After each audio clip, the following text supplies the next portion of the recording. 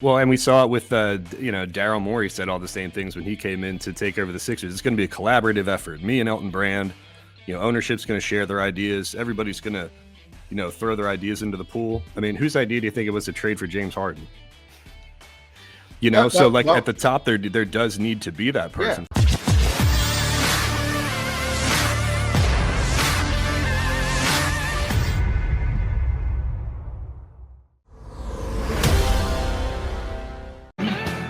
This is Birds 365 on the JAKIB Media YouTube channel. Mac guys, feel free to like, share, and subscribe. And you will definitely be doing that after our next 20 minutes, which we spend with our bud, Kevin Kinkead from Crossing Broad. All right, what's that T-shirt say? What's that sweatshirt say? We got Stone Temple Pilots today. Very cool. Yeah, STP. You guys know I'm always trying to represent the local, well, not local, but hard rock. That's local, yeah. Heavy metal, and I just got my STP Seattle guys. Are they part of the Seattle run? No, they were California, actually, believe it or not. Okay. Yeah, but I just got my voice back because I was at the Judas Priest show in Philly on Tuesday, and I lost my voice. That'll take it away from Judas but Priest. It sounds good. Where sounds did deep. Play your backyard? No, they played at the Met. They're still touring, Jody. They're Rob Halford is 70 years old. He's still out there. They have a guitar player who's 74 years old, and he actually has Parkinson's disease, believe it or not. But when he's feeling good, like when he has a good day or whatever, they bring him out and he does like the encore with them. So he does like 3 or 4 songs, and he's up there at 74 years old still playing. So that was pretty cool. Yeah, he came out in Philly. It was a good crowd. I mean, it's hey, what's the alternative? You can either go up there and play heavy metal tunes at age 74. You can sit on your couch and watch TV. Yeah. So I always love, Almost Famous, one of my favorite movies. The Jimmy Fallon scene when he's trying to sign the band. And he says, nobody wants to be Mick Jagger up there at 60, rock stars. Now everybody's doing it. I know. Hey, more power to him. I just hope when I get to that age, I'm still able to even pick up a guitar, let alone play it, with any, with any kind of skill, So it was just fun. I think I've seen him like 9 or 10 times. I was born 10 years too late because I missed their prime. So I got to see him now, I was going to say, I think I saw him in the 80s. So that's why I'm a little surprised it's still rocking the way they are.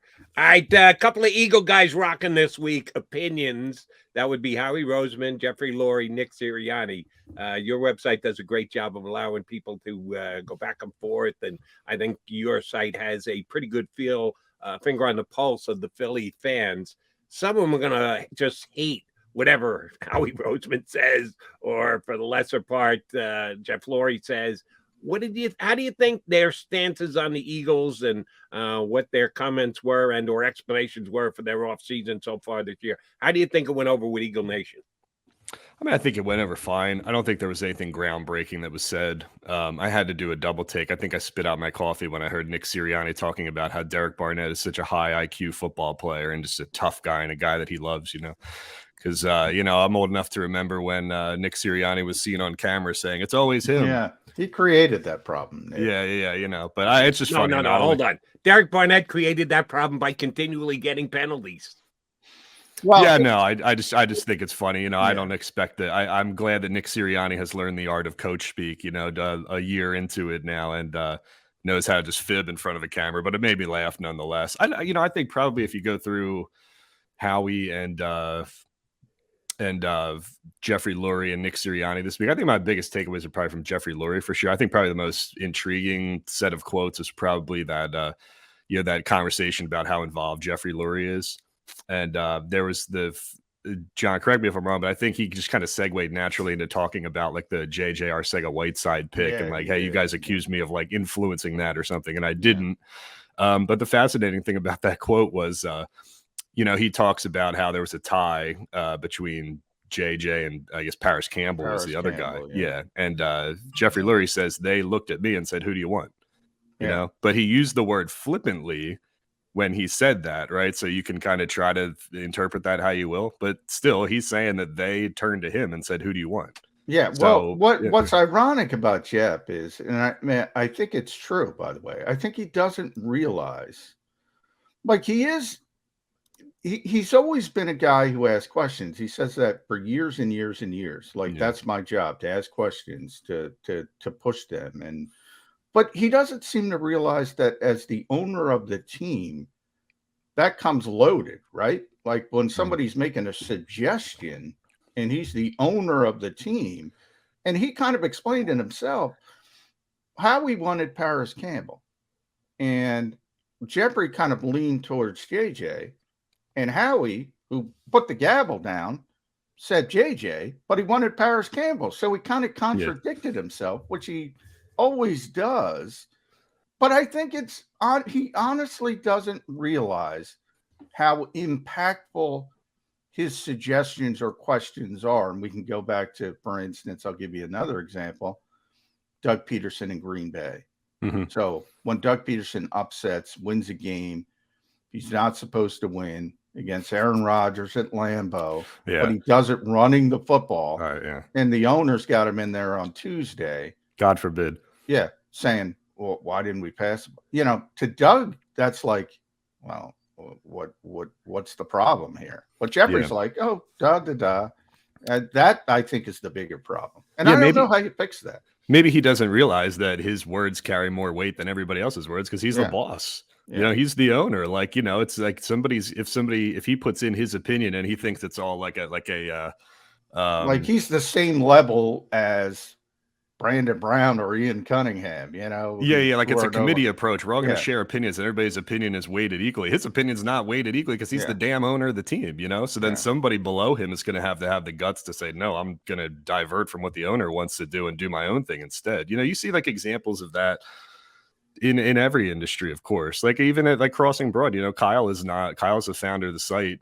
He's mostly on the money-making business side of it now. He doesn't write anymore, but you know, he'll pop up every so often and say, hey, you know, maybe we do this or something, right? You know, he's the founder of the site. You know, if he created the site, if he wants to do that, let's do it. You know, like I'm always going to defer. You're always going to defer in some way to the people who are above you.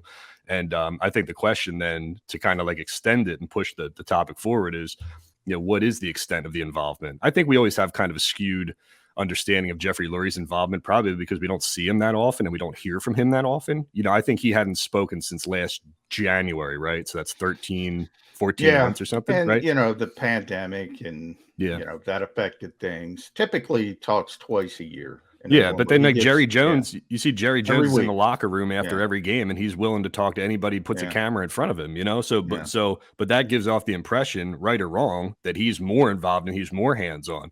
Maybe he is, maybe he isn't, but he's just in front of the cameras more. So we get this kind of impression that his hands are on everything in the Cowboys organization. It could very well be the same thing for Jeffrey Lurie. We just don't know because we don't see as much of him, you know? Here's the next question. I like the way you phrased it. Challenge the owner, or you were describing someone trying to. Again, if you can help me out, Kevin, you used a great phrase, and I can't remember what it was. Oh man, I wish I could remember too. It was a minute and a half ago, and neither one of us can remember. Let me drink some more coffee. That's not good for either one of us, but you get my drift. Challenge or Coleman the carpet or whatever else. Let's jettison ahead 15 years from now. In 2037, the new CEO of the Philadelphia Eagles is Julian Lurie. Yeah. But Jeff's still around, and Jeff's in his 80s, and Jeff is still showing up at Lincoln Financial Field, if they haven't built a new stadium by then. Is Jeff's son going to be the one who's finally going to say, yo, Pops, not happening. Back off. You put me in charge for a reason here, old man. Is that going to happen 15 years from now? I hope so. The funny thing is that, like, you know, it makes me think of the Stephen Jones, Jerry Jones dynamic, you know, and I think because we would all agree that Jeffrey Lurie is kind of a well-spoken and pragmatic individual in front of the cameras, that it's kind of hard to think of him as being a guy who's kind of like steering things behind the scenes. You know, those two ideas just don't really mesh. You know, for somebody who's so articulate and well-spoken and thoughtful in the way that he talks in front of the media, you just say to yourself, like, I'll show you this guy is not like manipulative behind the scenes, but I don't know. He could be worse than Jerry Jones for all we know. You know, so it's interesting the dynamic of him, you know, passing the team along to a family member. And the funny thing maybe is Howie Roseman's still going to be the GM in 20 years, perhaps. They love him that much, you know. But to go back to what Jody was saying earlier about like challenging the owner, I mean, Howie's his guy. He's been his guy for forever. We know that Howie ain't going anywhere. So like if Howie, the positive side of that is that Howie should feel comfortable challenging him or asserting his authority. Like, hey, you've believed in me for all these years. I'm telling you that player X is better than player Y if we have a tiebreaker here at pick number 16.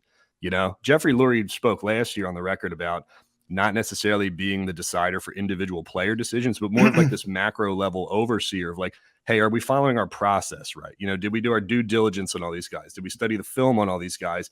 Did we send our scouts to all these places? So that's always what he's maintained. That's like, I'm the overseer. I'm like the umbrella. I'm the layer of making sure the player personnel executives are following everything that they set up, and they can make the picks from there. But who knows if that's really the case or not. Yeah. And by the way, Kevin, that's sort of like throughout the NFL. The Eagles tend to be sort of one of the trendsetters when it comes to front office stuff. And we saw it this offseason, whether it's Ian Cunningham or Brandon Brown getting hired, Catherine Raish getting interviews. The Eagles are well thought of around the league. And you see a lot of teams, if you listen to their owners, they'll talk about the process and they'll talk about collaboration and everybody making decisions together. Ultimately, and you just mentioned it crossing broad with Kyle,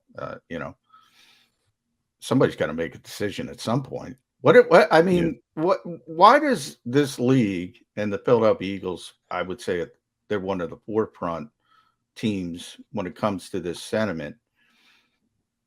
Why do they have such a problem saying, okay, this guy's got final say, this guy's got final say. We all try to gather the information, but somebody somewhere has to make a decision. And here in Philadelphia, we're always going, oh, was that a Howie pick? Was that a Chip pick? Yeah. Was that a Doug pick? Was that we saw it with Jonathan Gannon and Tom Donahoe live. Well, and we saw it with Daryl Morey said all the same things when he came in to take over the Sixers. It's going to be a collaborative effort. Me and Elton Brand, ownership's going to share their ideas. Everybody's going to throw their ideas into the pool. I mean, whose idea do you think it was to trade for James Harden? At the top there does need to be that person for sure. So you can say all you want about a collaborative effort. You can make people feel like they're involved in the process, and you can take all ideas into consideration. That may just be window dressing for somebody who's got their mind made up already, making people feel welcome, letting them be a part of the process, let them flourish, make it feel like there's an inclusion there, even if there's not.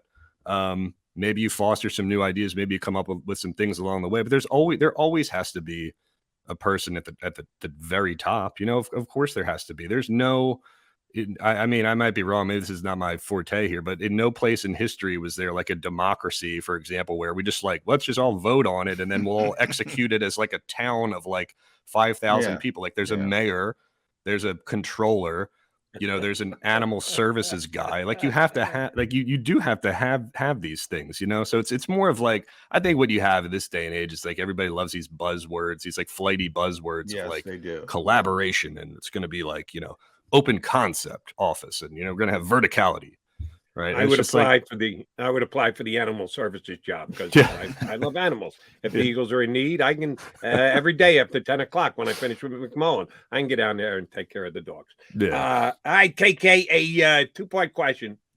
Yesterday, Malcolm Jenkins announced his official retirement. He was one of the most productive Philadelphia Eagle players for the better part of a decade, and also one of the more popular Philadelphia Eagle players, as well he should be, for the way that he not only handled his business on the field, but off the field and all his charitable works as well.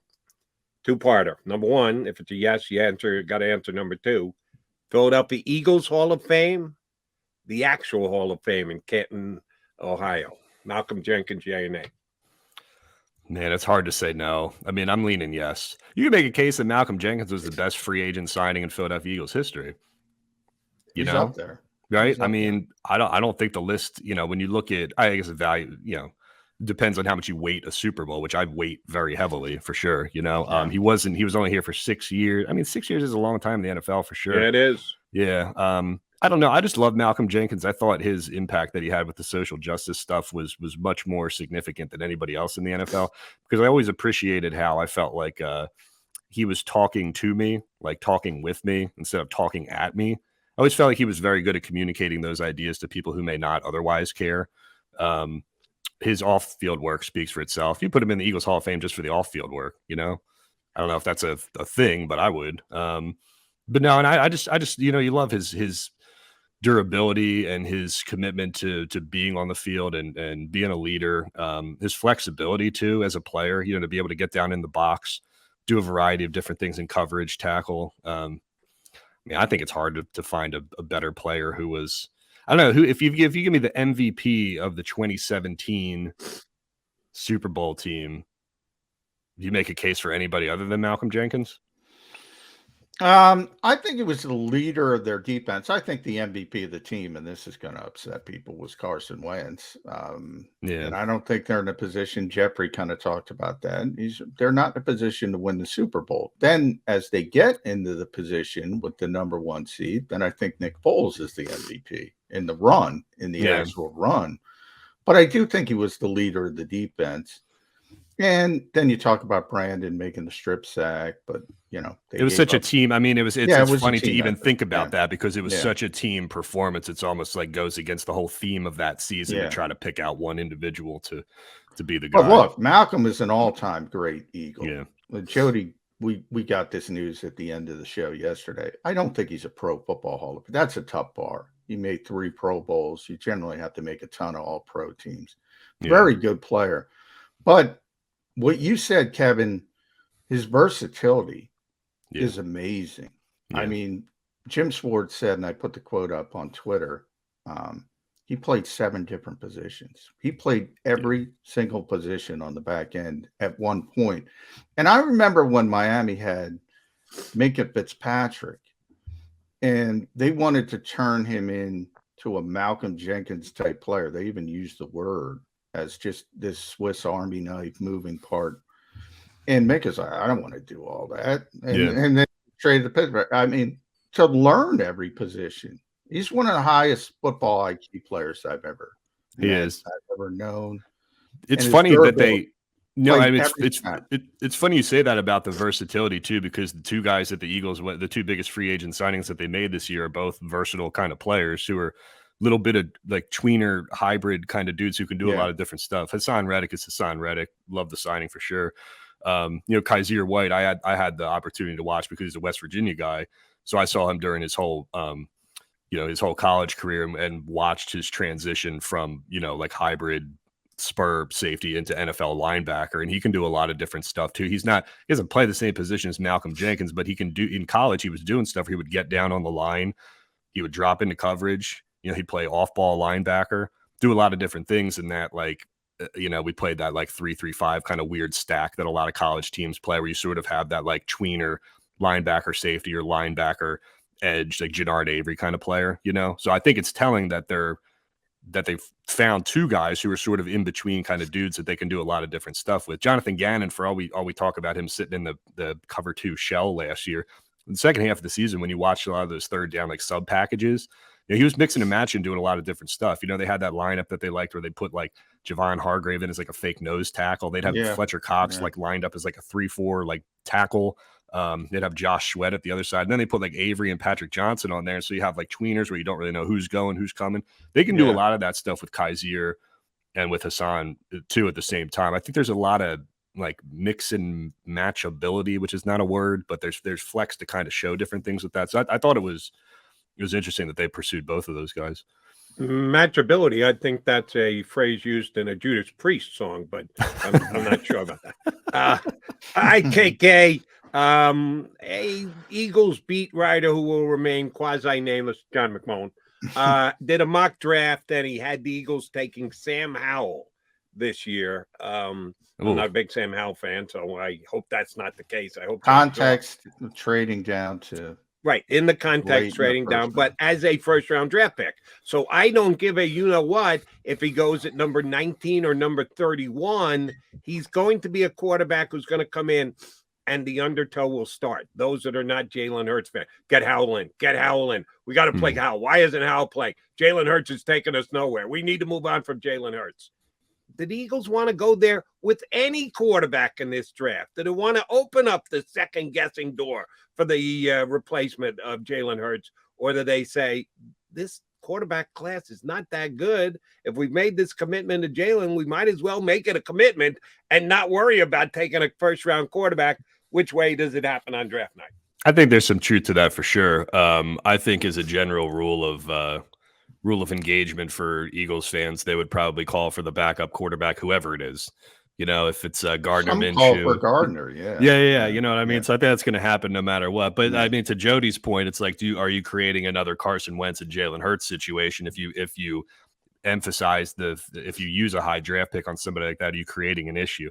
To me, it seems like, you know, whatever foray they had into pursuing any of these guys via trade or free agency or whatever, that petered out. It seems like they're stuck in like a let's see what Jalen Hurts has kind of year. I don't know what year comes after a transitional year. We called last year a transitional, like, fact-finding mission. What is next? Like a building year, you know? So to me, it's like, stick with Jalen Hurts. You're in this mold now. See what you got with him. Keep adding pieces, adding weapons, get younger, improve the defense, add another receiver if you can. I would find it more palatable if they, and I don't think they're going to use all 3 first-round draft picks, but if they went defense, receiver, or defense, receiver, defense, something like that. If Devin Lloyd is there at 15, cool. Drake London, I think, fits what they need for sure.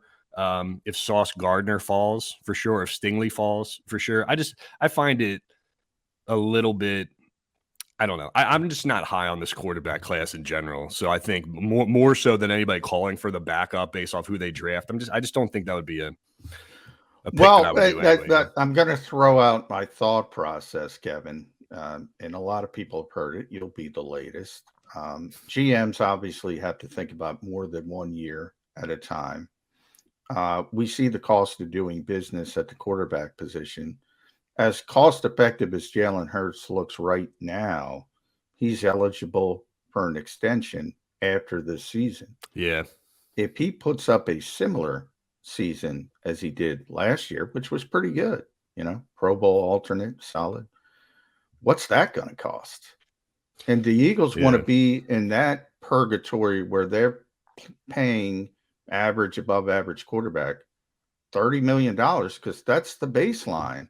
Yeah. Or do you want to keep rolling it over and sort of have that college-like atmosphere where you have a guy for 4 or 5 years, and if he's not the guy, you just roll it over? Is the NFL shifting towards that? I think they might be. Yeah, it's funny because I still think the question, I think when I came on the show last year, I gave you like this fake exercise that I was working on last year. It's like, if we're using this year as a fact-finding mission, let's write out like 100 questions, right? And let's see how many we can answer at the end of the year. One that we didn't answer was the most important one, which is what you're doing with the quarterback, right? So to me, it's still a macro level philosophical thing. Like, can you win if you think that Jalen Hurts has kind of reached his ceiling as a passer, or he's never going to be that kind of passer? If you build like a Baltimore Ravens 2.0 and make him a Lamar Jackson and build a running game and build a strong defense, can you win in the modern day NFL doing that? I don't mean 9 games. I mean, like, can you be a Super Bowl contender doing that? I don't think that philosophically Howie Roseman and Jeffrey Lurie think that you can be that, So to me, if we're amending the question in fact-finding year number 2, the question we have to answer is, can Jalen Hurts throw the ball? That's to me, that's the biggest thing. Because, like, what you can do is with his feet. It's not going to last forever. If he can't throw the ball any better this year than he did last year, then you move on. I mean, to me, that's the easiest determination right there. And we'll shortly be able to find out if he can throw the ball because they've added Zach Pascal. And that's right. Give him weapons. Surround him with weapons. Answer that question precisely. Again, one thing that you have a lot of fun with on your site, KK, is stuff like the return of Kelly Green. Mm-hmm. Johnny Mac doesn't care. He analyzes football. Doesn't matter what uniform they're in. I care a little bit more. I'm not as crazed as some Eagle fans, but if you like the uniform better, it's added value. That's what you got to get when you go to a sporting event these days, right? Added value. You got to have dancers. You got to have halftime stuff. That's a big part of it. Well, Kelly Green has added value as far as I'm concerned.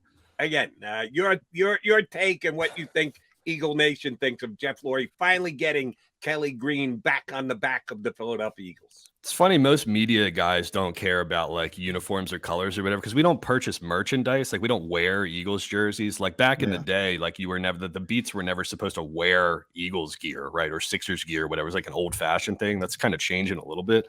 But I think Kelly Green's interesting because I think, like, for my generation, if you're like a millennial or you were born in the 80s or the 90s or whatever, I think there's this association that Kelly Green came during a losing era of Eagles football. football, and midnight green was when the Eagles were good.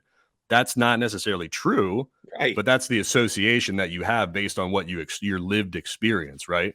So Andy Reid, Donovan McNabb, Jeremiah Trotter, midnight green as being one of the best eras of Eagles football. You think of the Buddy Ryan, Rich Kotite, Marion Campbell era as being the era of like your dad yelling at the TV, right?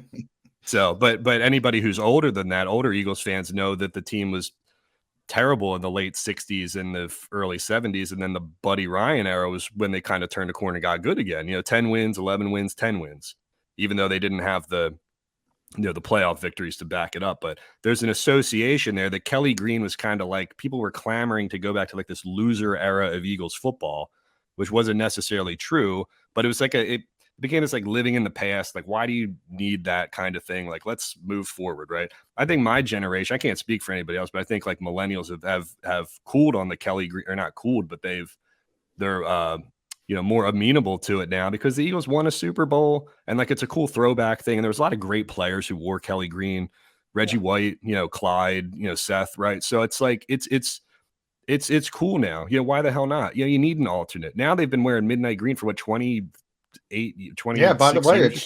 it's Jeffrey or Christina that hated the Kelly Green to begin with, right, and turned it to the midnight green, and then he's out there saying, "Oh, we're working so hard to get it back." Well, you know who else loves it, John? The players love it. The players love wearing different uniforms. The players love the black. Yeah, they love the black. Jeffrey's right. Yeah, you tell me these Oregon football players love the 10,000 different combinations. I told Jody that. I'm surprised the NFL didn't change this rule years ago. I'm surprised they don't have 8 different uniforms, one for every game, just as a money grab. Yeah. I'm honestly surprised they haven't gotten to that point. I do want to, before you get out of here, I want to throw some chum in the water because I know your belief on overtime. And the NFL shifted overtime. I know Jody's belief. So Jody's play some defense guy. Tell Jody McDonald why he's wrong, Kevin Kinkead. His defense and offense aren't equal, And furthermore, well, look, we can end the argument right here by saying from a viewer standpoint, from a marketing standpoint, from a what's best for the NFL standpoint, is it best for the NFL and for fans and for viewers at home to have a situation where Josh Allen may not even get on the damn field? No. But he could have gotten on right. The field. But he shouldn't. It shouldn't be reliant. Since we've already decided, I'll counterpoint here, and I guess it's devil's advocate since we've already decided.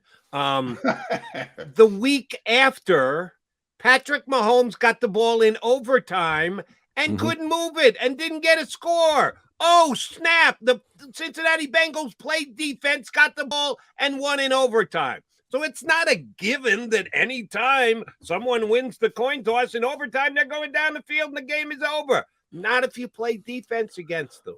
But we're making this assumption that defense and offense are the same thing, and they're not. And there's been a lot of changes to the game in recent years that favor the offense over the defense. Plus, you got a tired defense in the fourth quarter. It's probably easier for the offense to go down the field and score anyway. I'm a guy who believes that, like, if you have a situation where only 50% of the people are even getting into the overtime period, what's the point? I always use this analogy. It's like tennis, right?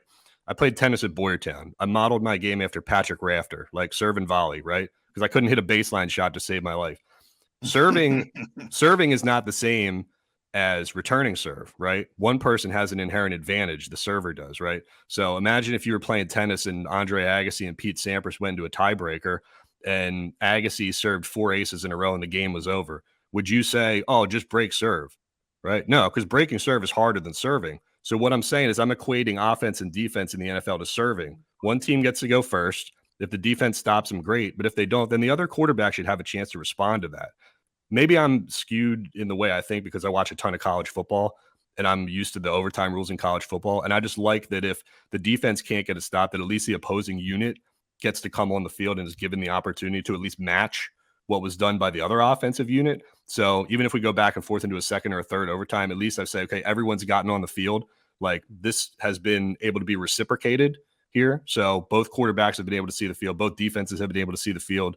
I just don't like the fact that a game can end without like a Patrick Mahomes or a Tom Brady or a Josh Allen. Now, here's my problem, Kevin, because I'm more towards, I didn't care if they changed it, but I don't care that they did change it. So more in, I wouldn't have changed it, but I'm more in the, okay, that's the rules now. We'll move forward. And I'm not you, because I've never seen you say this, but I've seen some high profile national guys on, it's always safety, safety, safety, safety, safety. And then we get into overtime and Josh Allen and Patrick Mahomes are entertaining us and are like, oh, keep playing. You got to keep playing. You got to keep playing. So I think there's a natural hypocrisy there. You got to come up with a rule. They had a rule, as Jody pointed out, 1 week Kansas City had an advantage. The next week, Cincinnati was able to overcome that advantage. As long as everybody knows the rules coming in, they're not Donovan McNabb, I have no problem with it. Yeah. But the safety part of it just bothers me. I think so too, especially, and it rings hollow, I think, too, because, if safety was a bigger thing, then nobody would have agreed to go to 17 games in the first place, Exactly. So I think that's only like an auxiliary thing that comes in on the back end to kind of help bolster an argument, but it's hollow. I do think that the addition of the installation of the rule to only make it happen in the playoffs, I think is more palatable for sure. If you wanted to say that has something to do with safety or making guys play extra snaps in the regular season, so be it. But I don't know. I just watched a college game. And even if Penn State and Illinois go to 9 overtimes, at least both offenses have had a chance to me, it's about reciprocation, right? To me, it's just about the opportunity to respond. And I understand. I think Jody's take and other people, I don't want people to see him like I'm on the side of like defense doesn't matter. Like I want value. I want there to be value in defense, and I want defense to be valued in the NFL. But I think it's less about that. I think it's just more about trying to equal the playing field. This is so that each unit gets a turn to go. To me, it's less about trying to water down one unit and say it doesn't matter. I will say you're right. It's less value. The NFL showed us that twice with the change in overtime and the new rule that you have to hire this new minority coach, but he's got to be on the offensive side of the ball. He's got to be on the offensive side of the ball, which they're highlighting. It doesn't matter the other side of the ball. I feel bad for defensive coaches because they're saying if you want to be a head coach in this league and we want more minorities, so we got to put them with the head coach and the offensive coordinator, the quarterback. Yeah, that's a whole nother complicated thing. But I think, the pattern of NFL coaching hires these days is that like they like offensive minds, right? And white guys end up being quarterbacks, white guys end up being quarterback coaches, they end up being offensive coordinators, where like look at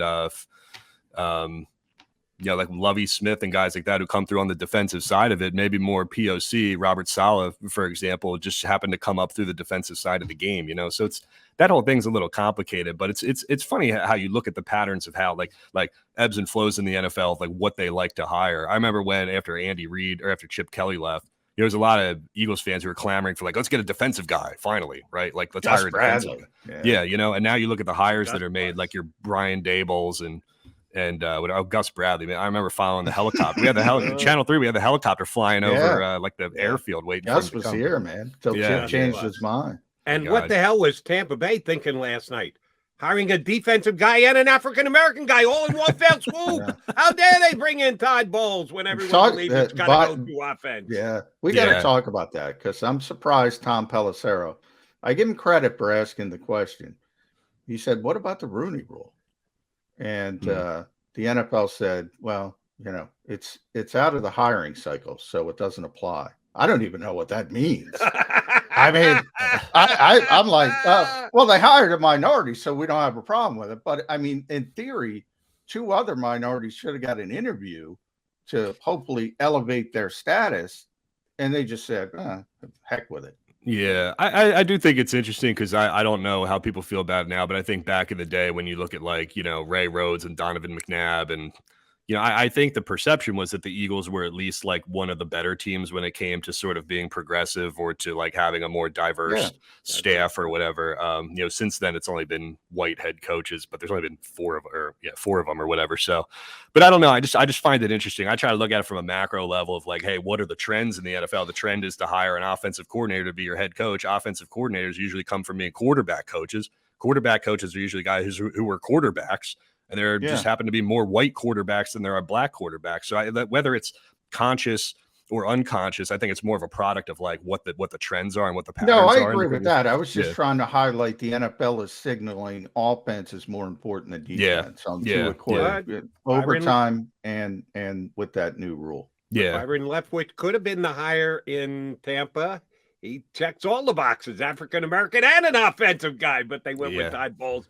And as a Jet fan, I can tell the Tampa Bay Buccaneers fans, good luck with that. KK, we got to run. Always a pleasure, my friend. Next time I expect a Motley Crue shirt or something somewhere thereabouts on you. Is the crew still pounding them out these days? I don't even know. No, I think Vince Neil retired because he just couldn't sing anymore. So he didn't make it to age 70 like Rob Halford. But I'll look for you guys at the next Judas Priest show. Okay? Kevin Kinkead from Crossing Broad here with us on Birds 365. Always a fun spot when we punch up KK. All right, Johnny Mac, Jody Mac coming back. We'll talk more because we talked Eagles draft at the top of the show. We do have Grant Paulson joining us in about 20 minutes to give us a Commander update as we touch down on the division opponents of the Eagles this week. We come back, we'll talk a little bit about what did shake out in Tampa last night with Bruce Arians out and Todd Bowles in as head coach of the Buccaneers.